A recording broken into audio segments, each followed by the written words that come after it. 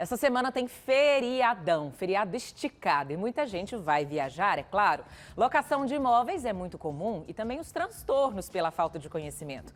Vamos falar agora com o advogado Caio César Mota, que é especialista em direito imobiliário. Doutor, muito bom dia para você, obrigada pela participação.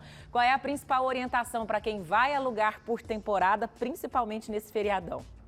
Bom dia, Natália, e a todos que nos acompanham pela TV Record. Primeiro, é importante ter sempre o cuidado de utilizar meios seguros de locação, a exemplo, plataformas conhecidas.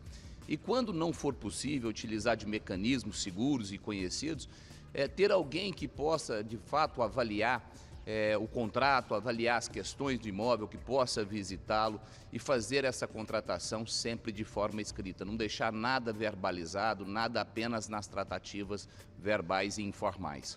O senhor falou das plataformas, tem muitos aplicativos, já usei demais, aplicativos muito conhecidos, inclusive fora do país, que você entra, escolhe ali a casa, o quarto, a gente está vendo ali os chalés, as cabanas, enfim, um quarto de apartamento, tem muita gente que aluga só um quarto, vê direitinho como é que é, faz o pagamento por ali e se tiver qualquer reclamação, é ali também que deve ser feito, evitar esse contato direto com a pessoa, né? Exato, e existe responsabilidades ao locador e ao locatário.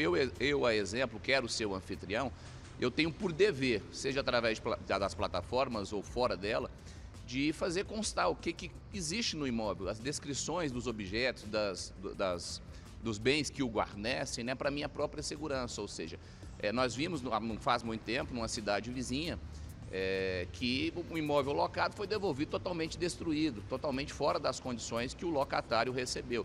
E para que o locador pudesse, então, receber os valores relativamente aos prejuízos que foram suportados, ele precisava fazer prova de que aquele bem foi entregue em perfeitas condições, com a mobília tal como constava do memorial descritivo, ou tal como constava do termo de vistoria. Então, esse é um dos cuidados que compete ao locador. O locatário, por sua vez, ele tem que ter o cuidado de olhar.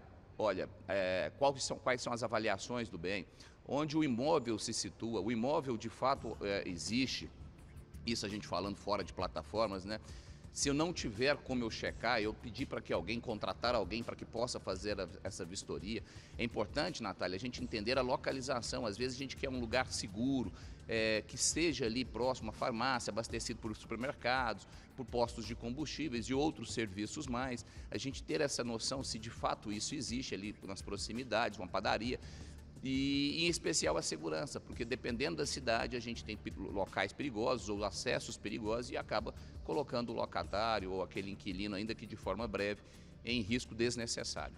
Uma coisa que acontece muito, inclusive aqui em Goiânia, já vi demais, prédios que são residenciais, famílias moram ali e tudo mais. Um morador desse prédio ali tem um apartamento que ele não está usando, está ali parado e ele decide fazer desse apartamento um apartamento por temporada, né? Alugar por temporada. Coloca ali na plataforma, ou às vezes é muito corajoso, ele mesmo aluga no particular e tudo mais. E às vezes os moradores do prédio ficam incomodados, porque toda semana é alguém novo ali, é jovem, enfim, é gente que faz bagunça, é gente que não faz bagunça, pode alterar a rotina do condomínio. Isso é legal, isso é permitido, o condomínio tem que permitir, isso tem que ser decidido numa assembleia. Como é que funciona nesse tipo de situação? Essa é uma pergunta e você foi muito feliz porque tem gerado bastante desconforto.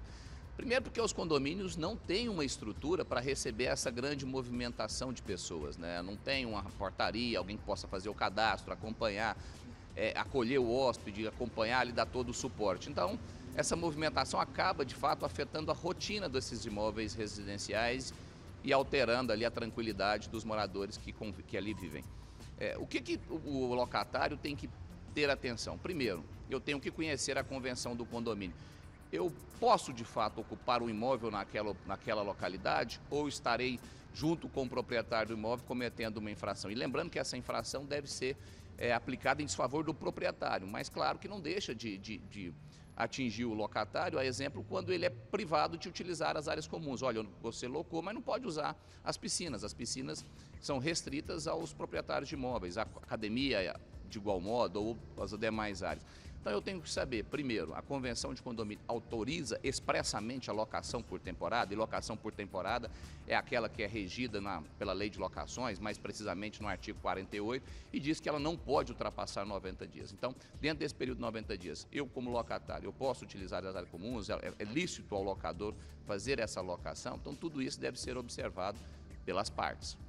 Fora do país, a segurança é muito maior do que a segurança aqui no Brasil, a gente sabe disso. Lá fora, quando você aluga um imóvel por esses sites que fazem esses aluguéis por temporada, você não tem contato com o proprietário, você coloca todos os seus dados na plataforma, no aplicativo, no site e tudo mais.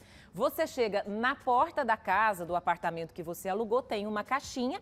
O dono te passa uma senha, você digita essa senha, só você vai ter, porque é você que está alugando, isso foi conversado previamente, e lá dentro fica a chave.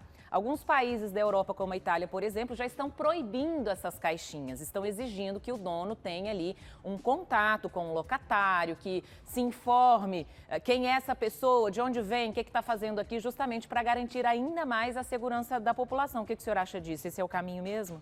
Eu concordo, o condomínio deve redobrar. Já existe alguns condomínios, inclusive em Goiânia, que permite a locação por temporada, mas desde que o proprietário apresente com brevidade a relação dos ocupantes do imóvel com nome e CPF, de modo a permitir que o condomínio possa avaliar se aquelas pessoas têm alguma passagem policial, se elas têm perfil criminoso. Então, alguns condomínios já têm se cercado nesse sentido. E aqui os síndicos que nos acompanham na manhã de hoje, ainda que não tenham adotado esse cuidado, é importante pensar se não seria prudente também adotar essa prática. Excelente, doutor Caio. Eu acho que ficou bem claro, tanto para quem quer alugar quanto tem um imóvel e quer alugar, ou para quem quer procurar aí um imóvel, um apartamento, uma casa de temporada para descansar e passear com a família. É só seguir essas dicas aí que você não vai ter problema. Muito obrigada pelas informações. Vai folgar no feriado ou não? Vou aproveitar para poder me ausentar um pouco da cidade. Ai, que delícia. Aproveite então, viu? Obrigada pela participação. Bom dia e bom trabalho. E eu quem agradeço. Felicidades, Natália. Obrigada. A todos um bom feriado. Obrigada. Tchau, tchau.